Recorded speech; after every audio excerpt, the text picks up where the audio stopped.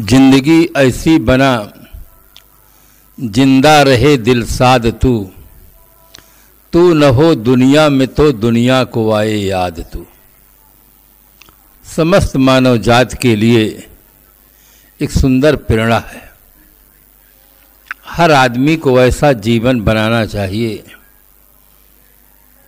कि जीवन हंसी खुशी से पूरा हो। और एक दिन जीवन तो पूरा हो जाता है, किंतु जिनको जीने का ढंग अच्छा होता है उनके न रहने पर भी लोग उनका आदर से नाम लेते रहते। ये केवल जीवन जीने का तरीका आया है, इस कारण से लोग उनको याद करते हैं। जिनको जीने का ढंग आया है उन्हीं को श्रद्धालु समाज ने देवी कहा, देवता कहा, संत कहा, भक्त कहा, साध्वी कहा, पतिव्रता कहा, राष्ट्रभक्त कहा, जिन्हें जीने का ढंग आया है। हर आदमी को कुछ ऐसे ढंग से जीना चाहिए कि हमारा जीवन अपने लिए और समाज के लिए हो। जीवन सर्वाधिक मूल्यवान है, इसलिए प्राथमिकता देनी चाहिए जीवन के संबंध में। एक सेठ जी थे, व्यापार के लिए बाहर गए थे।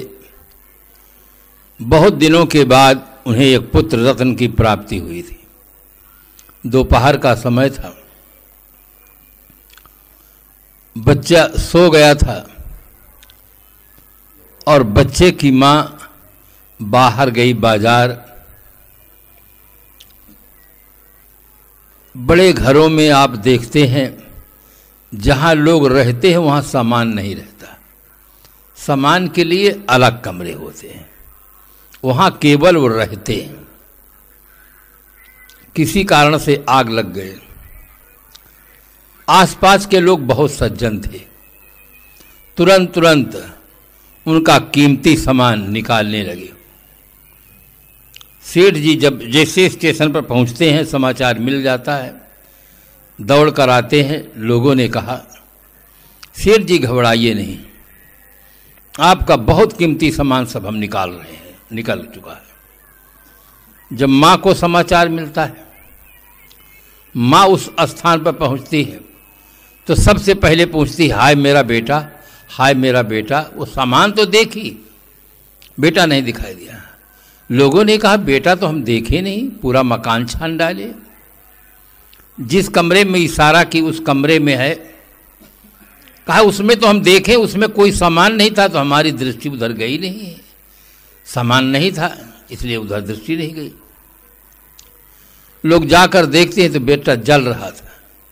न कमरे में जाना संभव था और न जाने से कोई सार्थकता थी। सेठ जी को जैसे समाचार मिला, उस माँ को समाचार मिला कि बच्चा जल रहा, सेठ जितने दुखी हो गए कि सामान बचाया गया और सामान मालिक को जला दिया गया। सब फेंक दो उसमें, सब जल जाए। अगर सामान मालिक को आप बचा लेते तो सामान तो फिर आ जाता। सामान बचाया गया, सामान के मालिक को, उत्तराधिकारी को नहीं बचाया गया। कितनी बड़ी भूल हुई है। वही भूल आज लाखों नहीं करोड़ों लोग कर रहे हैं। सामान इकट्ठा करने के लिए बहुत समय देते हैं और जिसके रहने से सामान का जो उपयोग करने वाला है उसकी तरफ ध्यान नहीं हमारा जाता है। हमारा ध्यान केवल चीज़ों की तरफ दिखाई देता है, जाता है। चीज़ों का जो मालिक है उसकी तरफ हमारा ध्यान नहीं जाता। हम आप गणित पढ़ते हैं, गणित में एक अंक के पश्चात दाहिने तरफ जब जीरो लगता है तो उसका मूल 10 गुना बढ़ जाता है। फिर एक जीरो और लगा देते दाहिने तरफ तो 100 हो जाता है। एक जीरो और लगा देते 1000 हो जाता है। एक जीरो और लगा 10,000 हो जाता है। एक जीरो और लगा लाख हो जाता है। जितने जीरो दाहिने तरफ लगाते जाएंगे 10 गुना मूल बढ़ता जाता है। अब मूल में हम एक को निकाल दें, फिर सैकड़ों जीरो रख दें, क्या मूल होगा? कुछ मूल नहीं होगा उनका। एक के नाते सब जीरो का मूल है, बढ़ता चला जाता है। हमारे और आपके शरीर में एक चेतना के नाते आँख का महत्व है, कान का महत्व है, हाथ का महत्व है, दिमाग का महत्व है, हार्ट का महत्व है, पैर का महत्व है। अगर एक चेतना हट जाए सब जीरो पॉइंट में पहुंच जाएंगे। कोई मूल्य नहीं रह जाता। साहब ने तो बीजक में कहा, ऐसन देह निरालब बौरे मुअल छोड़ नहीं कोई हो। ये ऐसा शरीर है कि मरने के बाद कोई छूता भी नहीं। छूले तो स्नान करता, कहता मुर्दा को छू ले, और घर में पड़ा रहा तो भोजन भी बंद हो जाता है, कोई पाता भी नहीं, बनाता भी नहीं। और उस शरीर के लिए आदमी बहुत ध्यान देता है, उस सत्ता को आदमी भूल गया है, जिसके नाते देखना, सुनना, खाना, पीना, हंसना, चलना, बोलना, सोना सब हो रहा है, उसी को आदमी भूल गया है। ये बहुत बड़ी भूल है। रविवार का दिन था, कुछ महिलाएं अपनी सहेलियों से मिलने के लिए गईं, नमस्कार की, कुशल मंगल पूछे। जब परस्पर प्रेम होता है तो लोग भीतर का भी समाचार पूछते हैं। उन सहेलियों ने पूछा कि आपके पति देव तो ठीक हैं? उसने कहा पति देव तो ठीक है, परंतु, ये परंतु बहुत खतरनाक शब्द है। एक छात्र का पिता निवेदन कर रहा था, गुरुजी हमारे बच्चे को सब कुछ पढ़ाना, किंतु लेकिन परंतु बट अगर मगर तगर नहीं पढ़ाना। कहन क्यों? ये तो कंजंक्शन है, दो वाक्यों को जोड़ता है। नहीं गुरुजी, जोड़ने के साथ तोड़ता भी है। जिस बात में किंतु लेकिन परंतु लग जाता है, बना बनाया काम सब बिगड़ जाता है। आप लोग रामायण खूब पढ़े हैं। रामायण में जिस समय पर नारद जी जाते हैं भगवान विष्णु के पास और कहते हैं कि जय विदनाथ होय हित मोरा, करौ सुबेग दास मैं तोरा। भगवान विष्णु कहते हैं जय विद होई परम हित, नारद सुनहु तुम्हार, सोई हम करब न आन कछु बचन नमसा। जिस प्रकार से तुम्हारा परम हित होगा वही उपाय मैं करूँगा, मेरी वाणी मिथ्या नहीं होगी। परंतु, वही परंतु लगाए हैं। परंतु क्या लगा दिए? जब कहते हैं कि मैं तुम्हारा हित चाहता हूँ, परम हित चाहता हूँ, मेरी वाणी मिथ्या नहीं होगी, परंतु क्या लगा दिए?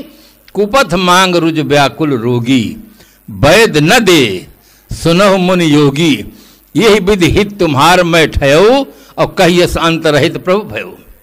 रोगी कुपथ मांगता है, डायबिटीज जिसको हो, और कहे कि आज भंडारा है साहब जलेबी खा लें, तो सही अगर डॉक्टर होगा तो स्वीकृत नहीं देगा। जलेबी खाएंगे तो डायबिटीज और बढ़ जाएगा। डायबिटीज के लिए केला सबसे बड़ा दुश्मन है, केला खा लेगा तुरंत बढ़ जाएगी डायबिटीज। तो सचिव वैद गुरु तीन जो प्रिय बोलहि भयास, राज धर्म तन तीन कर होए बेग ही नाश। रोगी कुपथ मांगता है किंतु वैद देता नहीं है। इसी प्रकार से मैं तुम्हारा हित चाहता हूं, ऐसा कहकर अंतर ध्यान हो गया। हम आप समझ गए कि भगवान ने क्या कहा कि तुम इस समय रोगी हो और मैं वैद्य हूं। तुम मांगते हो कि अपना रूप दे दो, मेरी शादी हो जाए। शादी ही जीवन की बर्बादी है। शादी से ही पूरा जीवन बर्बाद हो जाता है। जो करना चाहिए वो रह जाता है, जो नहीं करना चाहिए सारी समस्याएं पैदा करके उन्हीं समस्याओं के समाधान में जिंदगी समाप्त हो जाती है। मैं दूंगा नहीं अपना रूप, तुम बहुत कहते हो अपना रूप दे दो, मैं नहीं दूंगा। और रामायण पढ़ने वाले लोग कभी इस पर ध्यान नहीं दिए। एक ही दोहा में उन्होंने कहा, अवगुण मूल सूद पद प्रमदा सब दुखान, ताते की निवारण मन में यह जिय जान। नहीं दिए। तो ये परंतु बहुत खतरनाक शब्द है। उन देवियों ने कहा, आपके पति जब अच्छे हैं तो परंतु क्या है? क्या वो बोतल पीते हैं? कहे नहीं। क्या सिगरेट पीते हैं? कहे नहीं। मांस खाते हैं? कहे नहीं। फिर परंतु क्यों लगा दिया? अच्छे तो हैं परंतु, परंतु क्यों लगाया? कहा वो भूलन लाल है, भूल जाते हैं। कैसे भूल जाते हैं? मैं लिख करके देती हूँ कि ये सामान बाजार से लाना है, पैसा पूरा देती हूँ, आधा सामान लाते हैं, और जब मैं कहती हूँ कि आप, मैं लिख के दिया हूँ, तुम पूरा देख करके लिस्ट क्यों नहीं लाए हो? कहते मैं भूल गया। अब उनका भूलन लाल स्वभाव है, ये दुख मेरे जिंदगी भर रहेगा। लिख कर देती हूँ, पैसा पूरा देती हूँ, पूरा सामान कभी आता ही नहीं। कहते मैं भूल जाता हूँ। उन देवियों ने कहा, तुम्हारे सामने कोई समस्या नहीं, समस्या तो मेरे सामने है। कहे आपके सामने क्या समस्या है? कहे छुट्टी का दिन था, पति देवता के मित्र आए, उन्होंने कहा हम 6 दिन ऑफिस में रहते हैं, शुद्ध हवा नहीं मिलती है। आज छुट्टी का दिन है, किसी पार्क में घूमने के लिए चले, शुद्ध ऑक्सीजन मिलेगा जो स्वास्थ्य के लिए बहुत उपयोगी है। वे अपने मित्र के साथ घूमने चले गए। मेरी सहेली आई, उसने सबको देखा, घर मालिक को नहीं देखा। पूछ पड़ी कि सब दिखते हैं, बच्चे दिखते हैं और दिखते हैं, घर मालिक नहीं दिखते। मैं साफ साफ बता दी कि उनके मित्र आए थे, मित्र के साथ किसी पार्क में घूमने के लिए चले गए। मेरी सहेली कहती है फिर हम आप बैठ के यहाँ क्या करेंगे, चलो हम भी चलते हैं किसी पार्क में घूमने के लिए। तो मैं अपनी सहेली के साथ घूमने चल दी और संजोग ऐसा था कि जिस पार्क में वे अपने मित्र के साथ घूमने गए थे उसी पार्क में हम भी पहुंच गए। जब उनकी निगाह मेरी तरफ जाती है तब उन्होंने कहा, बहन जी नमस्ते, तुमको कहीं देखे हैं ख्याल नहीं होता है। शादी हुए 10 साल हो गया है, एक साथ रहते हैं और अभी कहते हैं बहन जी नमस्ते, तुमको कहीं देखे हैं ख्याल नहीं होता। तो बताओ तुम्हारे सामने समस्या कि मेरे सामने समस्या? तुम्हारे पति तो केवल सामान भूलते हैं, अब मेरे पति तो मुझे ही भूल जाते हैं। समस्या तो मेरे सामने है, आपके पास क्या समस्या है? ये 2 भूलन लाल हुए, एक सामान को भूलने वाले, एक जीवन साथी को भूलने वाले, तीसरे सबसे बड़े भूलन लाल हैं जो खुद को ही भूल जाते हैं, वो सबसे बड़े भूलन लाल है। एक शायर लिखता है, लाखों फूल कम है गला के सजाने को, एक भूल काफी है जिंदगी भर रुलाने को। अगर आदमी अपने को भूल जाता है तो जिंदगी भर रोता है। भक्ति हम क्यों करते हैं? भक्ति इसी ज्ञान को प्राप्ति के लिए भक्ति करते हैं। सर्विस क्यों करते हैं? धन की प्राप्ति के लिए। व्यापार क्यों करते हैं? धन की प्राप्ति के लिए। खेती क्यों करते हैं? अन्न और धन की प्राप्ति के लिए। भक्ति क्यों करते हैं? आत्मज्ञान की प्राप्ति के लिए। जीवन में धनार्जन और ज्ञानार्जन दोनों बहुत जरूरी है। इसी सत्य और तथ्य के लिए किसी ने बहुत सुंदर कहा, केवल गेहूं से भूख मिट सकती नहीं, गुलाब पर ही नजर टिक सकती नहीं, है दोनों की जरूरत इंसान के लिए, एक चक्का से गाड़ी चल सकती नहीं। गेहूं भौतिकता का प्रतीक है, गुलाब आध्यात्मिकता का प्रतीक है। जीवन का सर्वांगीण विकास भौतिक और आध्यात्मिक दोनों विकास पर निर्भर करता है। कोई भी पक्षी एक पंख से नहीं उड़ सकता है, उड़ने वाले पक्षी के पास 2 पंख का होना आवश्यक है। कोई भी राष्ट्र एक वर्ग के द्वारा सर्वांगीण विकास नहीं कर सकता है। राष्ट्र में रहने वाले नर और नारी जब दोनों का समुचित विकास होता है तब राष्ट्र का सर्वांगीण विकास होता है। और जीवन का सर्वांगीण विकास तब होता है जब भौतिक विकास के साथ साथ आध्यात्मिक विकास हो। आज हमारा देश भौतिक विकास की ओर बढ़ रहा है, चीजों का विकास बहुत सुंदर हो रहा है, किंतु राष्ट्र में रहने वाले व्यक्तियों का भी उस अनुपात में विकास नहीं हो। विकास हो रहा है किंतु उस अनुपात में नहीं हो रहा है जिस अनुपात में चीजों का हो रहा है। हमारे देश के महापुरुषों ने लिखा, यत्र नार्यस् पूजन्ते रमन्ते तत्र देवता। जहां नारियों की पूजा होती है वहां देवता निवास करते हैं। आज उसी देश में नारियों के साथ सामूहिक बलात्कार हो रहा है, अपहरण हो रहा है, भ्रष्टाचार फैला है, आतंकवाद फैला है, दुर्व्यसन की समस्या खड़ी है। अनेक समस्याएं जो खड़ी हैं वो विकृत मस्तिष्क की उपज है। ये समस्याएं पृथ्वी फोड़कर नहीं निकलती हैं, आकाश से इनके पानी की तरह वर्षा नहीं होती है। ये समस्याओं का जन्मदाता आदमी है। जब तक आदमी की मानसिक स्थिति अच्छी नहीं होगी तब तक उसकी नैतिक स्थिति अच्छी नहीं हो सकती है, और जब तक नैतिक स्थिति अच्छी नहीं होगी तब तक भौतिक विकास चाहे जितना बढ़ जाए समाज में सुव्यवस्था और शांति नहीं हो सकती है। समाज में सुव्यवस्था और शांति तब होती है जब समाज में रहने वाले नर और नारी दोनों का जीवन अच्छा होता है, सुंदर होता है, तब समाज में शांति होती है। एक व्यक्ति की मानसिक स्थिति बिगड़ गई, महारानी कैकेयी को, दशरथ जी को प्राणों से हाथ धोना पड़ा, राम जैसे सुपुत्र को बन जाना पड़ा, पूरी अयोध्या नगरी में हाहाकार छा गया। रावण की मानसिक स्थिति बिगड़ गई, राम और रावण का युद्ध होता है, रावण मारा जाता है, सोने की लंका में आग लगती है। ये मानसिक स्थिति बिगड़ जाने का मात्र दुष्परिणाम है, और ये कानून से सुधर नहीं सकता है। कानून से कितने आदमी को आप फांसी लगाएंगे, कितने को जेल के अंदर बंद कर देंगे? ये काम शिक्षा के माध्यम से हो सकता है। क्रांति शिक्षा के माध्यम से होती है। शिक्षा आज केवल जीविकोपार्जन का साधन मात्र रह गई है। आदमी, अगर कोई व्यक्ति डॉक्टर बनना चाहता है, डॉक्टर बनने के लिए अलग कोर्स है, इंजीनियर बनने के लिए अलग कोर्स है, वकील बनने के लिए अलग कोर्स है, और अच्छा आदमी बनने के लिए कोई कोर्स ही नहीं है। फिर आप कैसे सोचते हैं कि ये डॉक्टर, इंजीनियर और वकील अच्छे आदमी बनेंगे? अच्छे आदमी के लिए कुछ पढ़ाया ही नहीं जाता है कि आदमी अच्छा आदमी कैसे बने। शिक्षा के मूल में पहले ये होना चाहिए, शिक्षा के मूल में आदमी होना चाहिए। आदमी का सुधार राष्ट्र का सुधार है, अब आदमी का बिगाड़ राष्ट्र का बिगाड़ है। उत्थान और के मूल के में आदमी है। अगर आदमी ठीक हो जाए तो सारी व्यवस्था ठीक हो जाएगी, और सब ठीक हो जाए, आदमी भर ठीक न हो तो सरकार सड़क बना देती है, आदमी ठीक नहीं तो सड़क को शौचालय बना लेता है, सड़क से निकलना मुश्किल हो जाता है। जब तक आदमी ठीक नहीं होगा किसी भी समस्या का अस्थायी समाधान नहीं हो सकता।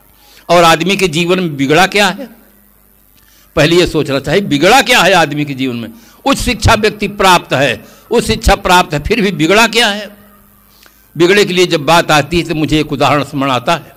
एक वैरागवान संत थे, युवा अवस्था थी, स्वास्थ्य अच्छा था, चल रहे थे, उनके पीछे कुछ सज्जन लोग चल रहे थे। रास्ते में एक व्यक्ति मिला, संत के स्वास्थ्य को देखकर उसके मन में ईर्ष्या की आग लग गई, उससे सहन नहीं हुआ।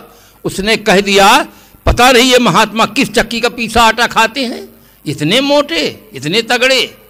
संत तो मुस्कुराते रहे, किंतु जो सज्जन थे उनको अच्छा नहीं लगा कि ये कभी गुरुजी को खिलाया भी नहीं है, और इतना क्यों कहता है कि हमारे गुरुजी को कि पता नहीं किस चक्की का पीछा आटा खाते हैं, इतना मोटे, इतना तगड़े।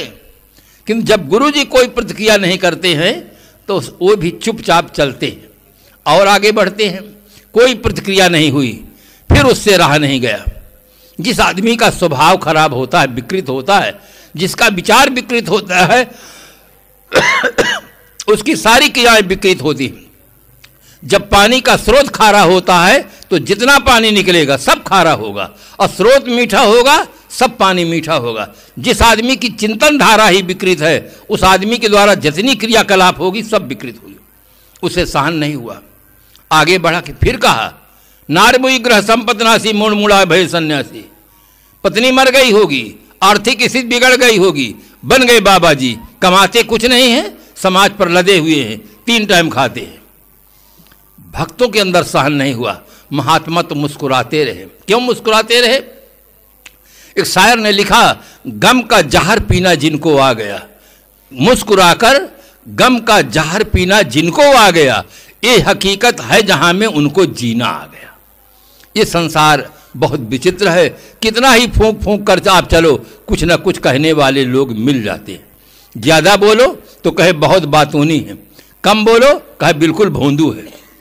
ज़्यादा काम करो तो कहे इंसान नहीं शैतान है, कम करो तो कहे पक्का बेईमान है। दोनों तरफ से संसार कहता है। संत मुस्कुरा रहे थे, चल रहे थे, भक्तों का धैर्य टूट गया। उन भक्तों ने कहा, महाराज जी हमें आज्ञा दे, हम इसको ठीक करेंगे। महाराज जी ने कहा, ये बहुत बढ़िया बात है, आप ठीक करो, पर पहले ये बताओ तुम्हारे पास ठीक करने का साधन क्या है, ये हमको बताओ। उन्होंने कहा, महाराज जो हम डंडा लिए हैं ना, 3-4 खोपड़ी में जमा देंगे, बस ये ठीक हो जाएंगे। महाराज जी ने कहा, ये ठीक नहीं और बेठीक हो जाएंगे। अभी तो इन्हें एक ही डॉक्टर की जरूरत है, और खोपड़ी मार दोगे, खोपड़ी फट जाएगी, तब 2 डॉक्टर की जरूरत पड़ेगी। पहले सोचो कि इनका बिगड़ा क्या है। कहे, महाराज हम बहुत दूर तक नहीं सोचते हैं, देसी आदमी है, डंडा लिए हैं, इनके दिमाग में मारेंगे, बस ये ठीक हो जाएंगे। महात्मा जी ने कहा, बेटा इनकी केवल बुद्धि बिगड़ गई है। अब बुद्धि को अगर तुम ठीक कर सकते हो तो ठीक कर दो। अगर बुद्धि इनकी ठीक हो जाए तो जो आज आलोचना करते हैं ये कल हमारी प्रशंसा भी करेंगे। केवल इनकी बुद्धि बिगड़ गई है, इस कारण से आलोचना करते हैं। बुद्धि ठीक हो जाती है, ठीक कहे, महाराज फिर ये हमारे बस की बाहर की बात है। महात्मा ने कहा, बेटा चलो, ये संसार है, सबको ऐसा कहता है। अगर इस समय किसी की घड़ी 10 बजाए थे तो हर घड़ी वाला कहे घड़ी बिगड़ जाती है। घड़ी बिगड़ जाती है पता चलता है, सर्दी जुखाम बुखार हो जाए तो पता चलता है, मकान बिगड़ जाए तो पता चलता है, रेडियो टेलीविज़न वीडियो बिगड़ जाए, मोबाइल बिगड़ जाए तो पता चलता है, किंतु बुद्धि बिगड़ जाए तो पता ही नहीं चलता है। अगर किसी आदमी को तम्बाकू रगड़ते, बीड़ी पीते, सिगरेट पीते, बोतल पीते, अंडा मुर्गी खाते देख ले और कृपा करके आप बता दें कि श्रीमान जी आपकी बुद्धि बिगड़ गई है, आप अपनी बुद्धि की रिपेयरिंग किसी महात्मा से कराइए। इतना सुनते हुए आदमी परशुराम का बड़ा भाई हो जाएगा, एकदम नाराज हो जाएगा। मेरी बुद्धि बिगड़ गई है, मैं इतना बड़ा सेठ, इतना बड़ा प्रोफेसर, इतना बड़ा बैरिस्टर, इतना बड़ा मिनिस्टर, मेरी बुद्धि बिगड़ी है। उसको बड़ा ताजुब होता किसी और की बुद्धि बिगड़ी होगी, मेरी नहीं बिगड़ी है। क्यों? उसके मन में इतना अहम है कि दुनिया में अकल दो हैं, नहीं तीसरे की गम, आधे में सब बसे डेढ़ में हम। आदमी के अंदर इतना अहंकार है कि पूरी दुनिया में केवल 2 अकल है, 1.5 अकल हमारे पास है। पीते सिगरेट है, पीते शराब है, करते भ्रष्टाचार है, फिर भी मानते सबसे माइंडेड हम ही हैं। उनको पता नहीं चलता कि हमारी बुद्धि बिगड़ गई है, इसकी रिपेयरिंग की आवश्यकता है। गाड़ी बिगड़ जाए तो रिपेयरिंग की आवश्यकता महसूस होती है, किंतु बुद्धि बिगड़ जाए तो रिपेयरिंग की आवश्यकता महसूस नहीं होती है। केवल आदमी की बुद्धि बिगड़ गई है। बुद्धि की रिपेयरिंग सत्संग के माध्यम से होती है। इसीलिए भक्तराज थनवार जी सदगुरु संतों के भक्ति का आधार लिए और एक निर्मल जीवन, एक आदर्श जीवन जीते रहे और वही दिशा भक्तों में, परिवार में दिए। आज उसी का परिणाम है कि इस प्रकार से उनके सुपुत्र अपने पिताजी की स्मृति में एक सुंदर आयोजन रखे। आप सबको संतों के विचार सुनने का सुअवसर मिला। उनके प्रति मैं हृदय से श्रद्धांजलि समर्पित करता हूं और आप सबके प्रति बहुत बहुत धन्यवाद देते हुए अपनी वाणी को विराम देता हूं।